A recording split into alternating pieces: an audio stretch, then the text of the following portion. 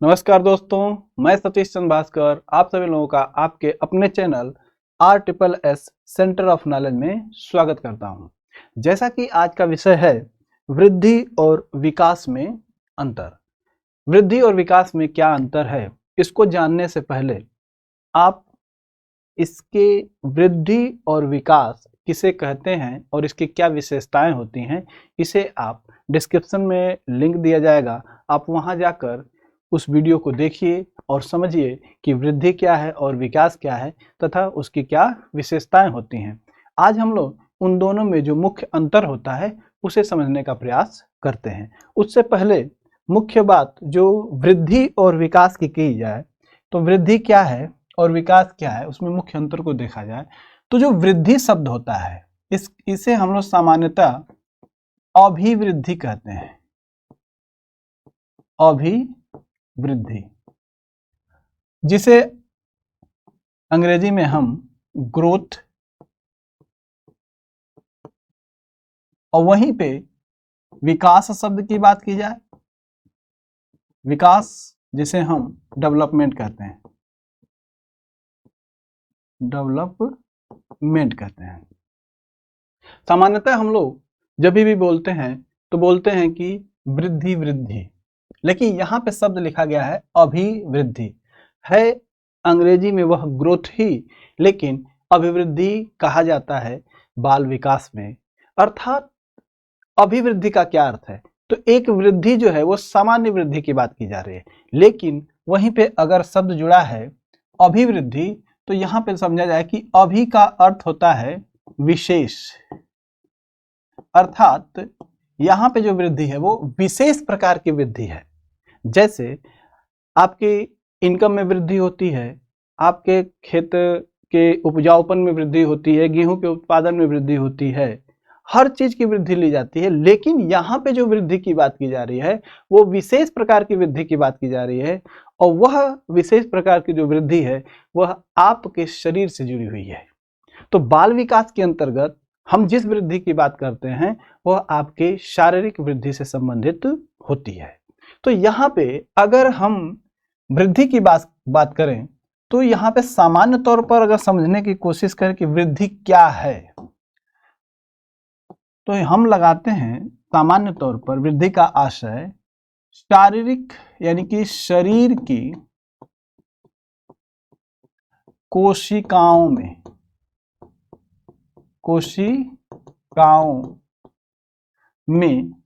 जो परिवर्तन होता है उसे हम वृद्धि कहते हैं। वहीं पे विकास की बात की जाए तो जो परिवर्तन हो रहा है वह कैसा होना चाहिए, तो वह परिवर्तन उचित मात्रा में, अगर मात्रा में परिवर्तन हो रहा है तो उसे हम वृद्धि की श्रेणी में रखते हैं। इसको ऐसे समझा जाए कि अगर कोई देश है तो किसी देश की जनसंख्या में वृद्धि हो रही है, तो जनसंख्या 2 लाख से हो गई, उस देश की जनसंख्या 2,50,000। वृद्धि तो हुई जनसंख्या में, आप आसानी से इसको देख भी रहे हैं, लेकिन अगर वृद्धि के साथ साथ और भी जो परिवर्तन होने चाहिए थे, जैसे स्वास्थ्य का स्तर यानी कि स्वस्थता, शिक्षा की बात कर लीजिए, वहीं पे आप जीवन स्तर की बात कर लीजिए, वहीं पे आप आय की बात कर लीजिए, आय। अगर जनसंख्या बढ़ रही है और साथ में अगर स्वास्थ्य स्तर, शिक्षा, जीवन स्तर, आय और प्रसन्नता, इन सब चीजों में भी वृद्धि हो रही है, परिवर्तन हो रहा है, तो कहा जाएगा कि वृद्धि भी हुई, यहाँ पे वृद्धि भी हुई है, और साथ में अगर बात की जाए तो अन्य पक्षों में भी वृद्धि हुई है। इसका मतलब कि अब यही वृद्धि जो है वो आपका विकास का रूप ले लेगी। लेकिन केवल जनसंख्या बढ़ी, स्वास्थ्य स्तर गिर गया, शिक्षा का स्तर भी गिरा हुआ है, जीवन स्तर दयनीय हो गया है, आय में कोई परिवर्तन नहीं हुआ है, तो कहेंगे कि वृद्धि तो हुई लेकिन विकास नहीं हुआ। इसी तरीके से आपके शरीर की बात की जाए, आपकी उम्र बढ़ती है, उम्र के साथ आप देखेंगे तो आपकी लंबाई बढ़ेगी, और जब लंबाई बढ़ेगी शरीर की हड्डियां बढ़ेंगी, शरीर की आंतरिक और बाहरी दोनों अंगों में परिवर्तन होगा, दोनों अंगों में वृद्धि होगी। लेकिन क्या उचित मात्रा में परिवर्तन हुआ? क्या शरीर की मांसपेशियों में मजबूती आई? क्या उम्र बढ़ने के साथ आपकी सोचने समझने, बौद्धिक चेतना, तर्क करने की जो क्षमता है, क्या उसमें विकास हुआ? क्या आपके चलने में कुशलता है? क्या आप बोलने में कुशल हैं? इन सब पहलुओं में अगर परिवर्तन नहीं होता है तो कहेंगे कि वृद्धि तो हुई लेकिन विकास नहीं हुआ। लेकिन अगर इन क्षेत्रों में बौद्धिक स्तर पे, सामाजिक स्तर पे, शारीरिक स्तर पे, इन सब में परिवर्तन अगर होता है तो कहा जाएगा कि वृद्धि के साथ साथ आपका विकास भी हो रहा है। तो कैसा? उचित मात्रा में परिवर्तन, तो उचित मात्रा यानी कि वृद्धि इसमें निहित है। तो वृद्धि भी होगी और उचित मात्रा में होगी तो उसे हम विकास की श्रेणी में रखते हैं। ये मुख्य अंतर है आपका। अगर आपने नहीं समझा है तो पुराने वीडियो को जरूर देखिए, उसमें इन चीजों पर काफी विस्तृत चर्चा की गई। तो मुख्य अंतर आपने समझा कि शरीर की कोशिकाओं में जो परिवर्तन हुआ उसे वृद्धि, और वह जो उचित मात्रा में अगर परिवर्तन हो गया तो वो हो जाएगा आपका विकास। आइए इसको हम लोग स्लाइड के माध्यम से समझने की कोशिश करते हैं, जैसे कि वृद्धि और विकास में क्या अंतर है। तो सबसे पहले बिंदु को देखा जाए तो वृद्धि का आशय साधारण रूप में केवल बढ़ने से है। जैसा कि अभी आपने देखा कि इसमें जो परिवर्तन हो रहा है केवल बढ़ने से, तो ये साधारण रूप में बढ़ने का अर्थ है कि यह जो बढ़ना है वह कोशिका में परिवर्तन, यानी कोशिका में वृद्धि, कोशिका में वृद्धि की बात की जा रही है। लेकिन वहीं पे देखिए कहा जा रहा है कि विकास का आशय बढ़ने के साथ साथ उचित रूप से बढ़ने का भाव भी निहित रहता है। अर्थात विकास का आशय की बात की जाए तो बढ़ने के साथ साथ उसमें उचित रूप से बढ़ने का भाव निहित रहता है। जैसा कि अभी आपने देखा उचित रूप से बढ़ने का, यानी कि विकास हो रहा है, शरीर में मजबूती आ रही है।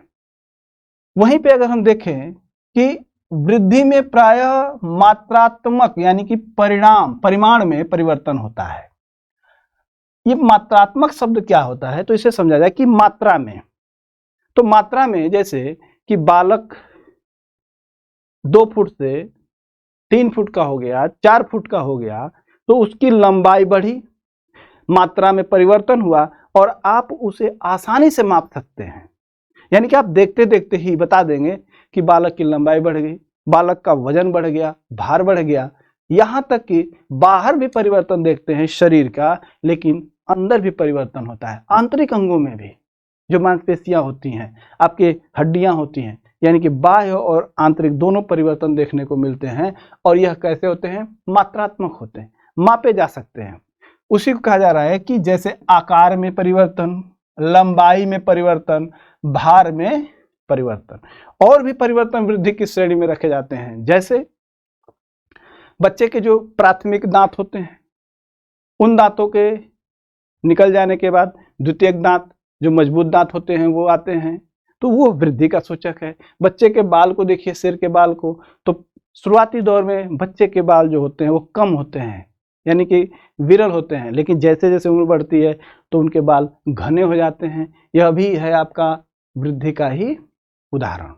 वहीं पे आप देखिए कि विकास क्या है, तो विकास में गुणात्मक भाव निहित होता है। यहाँ पे मात्रात्मक भाव निहित है और यहाँ पे गुणात्मक भाव निहित है। गुणात्मक भाव का अर्थ ये होता है कि उसमें क्वालिटी जुड़ी होती है, मतलब उसमें अच्छाईपन जुड़ा होता है। जैसे अगर देखा जाए कि कोई कोचिंग है,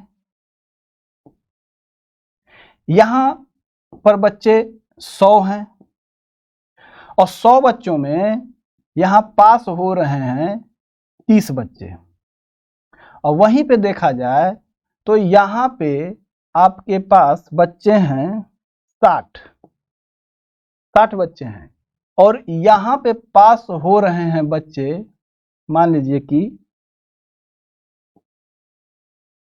20 बच्चे पास हो रहे हैं। अगर पूछा जाए कि यहाँ पे क्वालिटी किसकी अच्छी है, यहाँ पे 100 बच्चे हैं, क्वांटिटी बहुत अधिक है, लेकिन रिजल्ट कितना है 30 बच्चे, तो यहाँ पे देखा जाए तो 100 से 30 के यहाँ गए, 100 में से 30 पास हुए, क परसेंट पास हुए, तो ये 30% पास होंगे। लेकिन वहीं पे अगर देखा जाए कि यह जो 60 बच्चे थे, 60 में से 20 केवल पास हुए, तो ये कितना परसेंट हुआ? अगर समझने की कोशिश किया जाए तो यहाँ पे आप निकाल सकते हैं कि 20 पास हुए हैं 60 में से।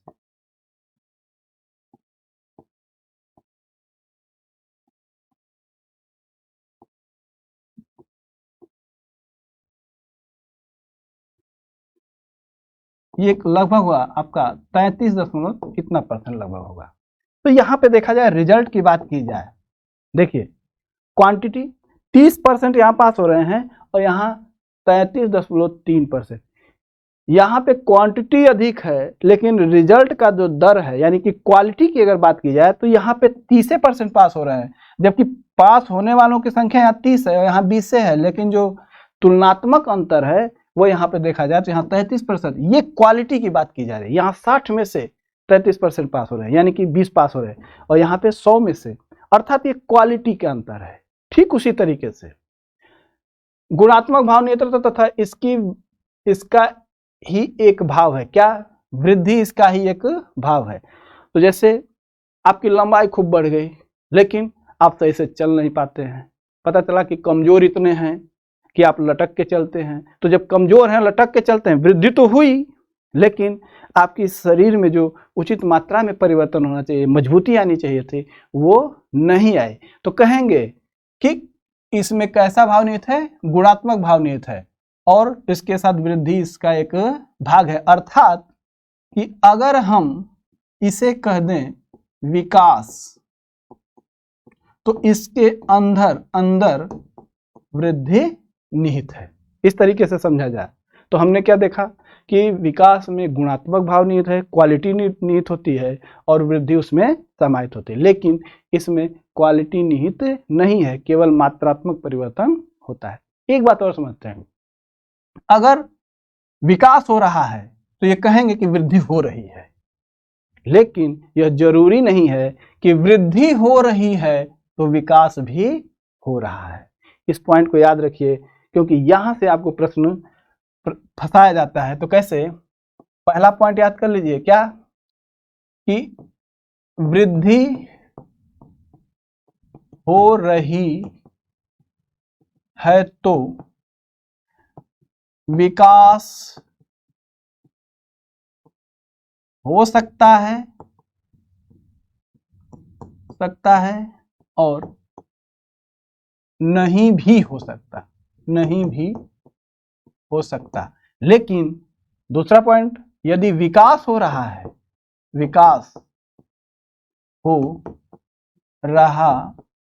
है तो वृद्धि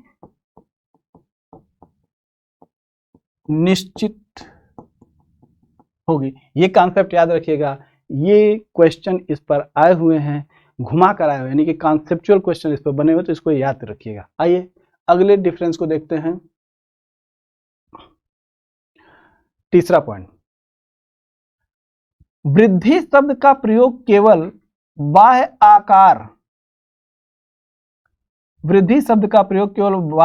आकार में बढ़ोतरी के संबंध में ही नहीं किया जाता है, बल्कि इसका प्रयोग अंगों के आंतरिक अंगों यानी कि जो अंग हैं उसके आंतरिक अंगों की बढ़ोतरी के संबंध में भी किया जाता है।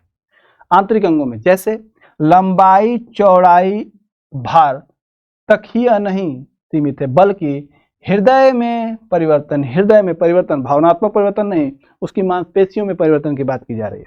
हृदय में परिवर्तन, मांसपेशियों में परिवर्तन और हड्डियों में जो परिवर्तन होता है, ये जो परिवर्तन है ये आंतरिक हैं, ये आंतरिक परिवर्तन है। और वहीं पे बाह्य परिवर्तन जैसे लंबाई, चौड़ाई, इन सब में परिवर्तन, तो दोनों होता है परिवर्तन। तो कहेंगे कि वृद्धि आंतरिक और बाह्य दोनों प्रकार की होती है। वहीं पे आइए विकास की बात की जाए तो विकास क्या है? तो विकास का प्रयोग शरीर के अंगों की बनावट में परिवर्तन तथा वृद्धि के साथ साथ विभिन्न अंगों का एकीकरण एवं क्रियाशीलता के रूप में करने से है।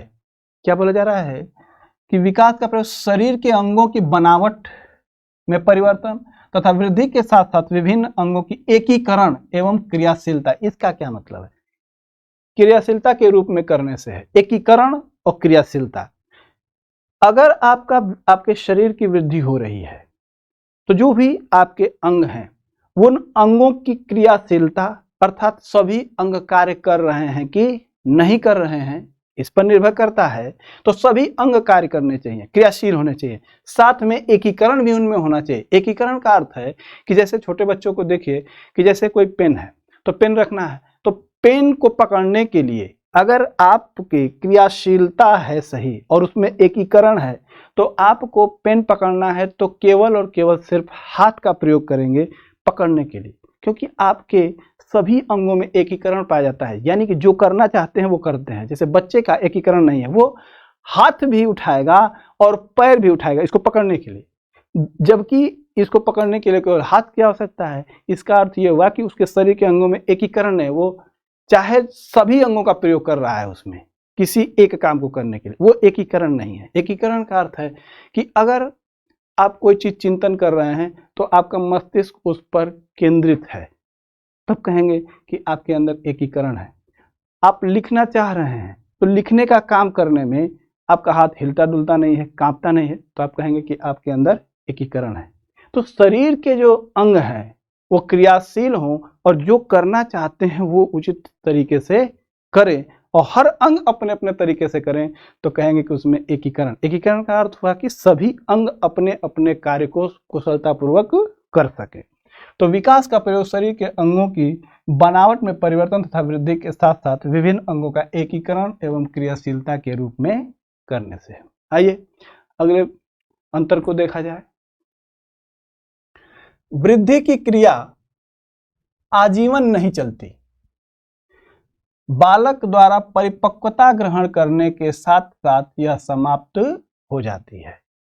वहीं पे विकास एक सतत प्रक्रिया है जो जीवन पर्यंत चलती है। क्या कहा जा रहा है कि वृद्धि आजीवन नहीं चलती। जब आप मैच्योर हो जाएंगे, परिपक्व हो जाएंगे, तो वृद्धि आपके शरीर की रुक जाएगी। जैसे हमारी लंबाई है तो हमारे शरीर में वृद्धि हो चुकी है, जितना होना था हो गई। अब हम चाहे जितना बीम खींच लें, जिम कर लें, अब हमारे शरीर की लंबाई बढ़ने वाली नहीं है। लेकिन हाँ, हमारा विकास जीवन के अंतिम क्षण तक होगा।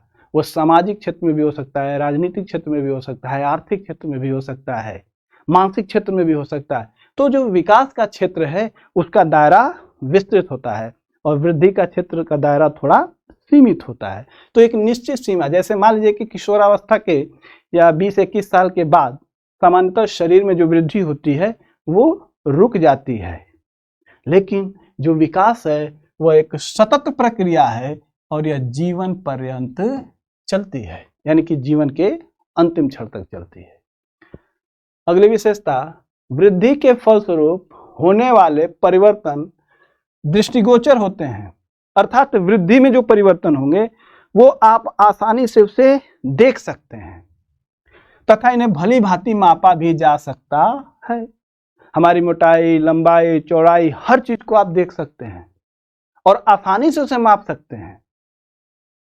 जैसे लंबाई देखना, तुरंत इंची टेप लिया, आप तुरंत नाप लेंगे। हमारा वजन है, तुरंत हमको तराजू पर रख के हमारा वजन माप सकते हैं, आसानी से माप सकते हैं। लेकिन जो विकास है, विकास शब्द कार्य क्षमता, कार्य कुशलता और व्यवहार में आने वाले गुणात्मक परिवर्तनों को प्रकट करता है। यह इन्हें केवल अप्रत्यक्ष तरीकों जैसे व्यवहार करते हुए बालक का निरीक्षण करना आदि से ही मापा जा सकता है। जैसे मेरा विकास कितना हुआ है आप मुझे देखकर, या ऐसा नहीं है कि किसी तराजू पर रख देंगे और कहेंगे कि हाँ हाँ आपके जो मानसिक विकास है वो इतना हो गया, 2 किलो 3 किलो हो गया है। हाँ, लेकिन हाँ, मेरा वजन आसानी से माप सकते हैं। लेकिन जो मेरा विकास का क्षेत्र है, सामाजिक क्षेत्र, अब ऐसा नहीं है कि एक पैमाना लिया मुंह में डाला, हाँ लगाइए, जैसे टेम्परेचर में अपना है, मुंह में लगाया, हाँ इनका भी सामाजिक विकास 4 किलो हो गया है या 4 मीटर हो गया है, ऐसा मापा नहीं जा सकता। हाँ, मेरा सामाजिक विकास, मेरा राजनीतिक विकास, मेरा आर्थिक विकास देखने के लिए, समझने के लिए आपको मेरे साथ समय बिताना पड़ेगा, तभी आप समझ सकते हैं कि मेरा मानसिक, सामाजिक, आर्थिक कितना विकास हुआ है। ऐसे देखकर आप मूल्यांकन नहीं कर सकते, लेकिन वृद्धि मेरी जितनी है वो आसानी से आप माप सकते हैं। वहीं पे अगले जो अंतर है वो है वृद्धि के फलस्वरूप विकास निश्चित रूप से होगा यह आवश्यक नहीं है। जैसा कि अभी हमने नोट्स लिखवाया कि वृद्धि में विकास हो ये आवश्यक नहीं है, लेकिन विकास में वृद्धि निहित है। इस तरीके से जैसा कि अभी आपने डिस्कस किया, ये है आपका विकास और ये है आपकी वृद्धि।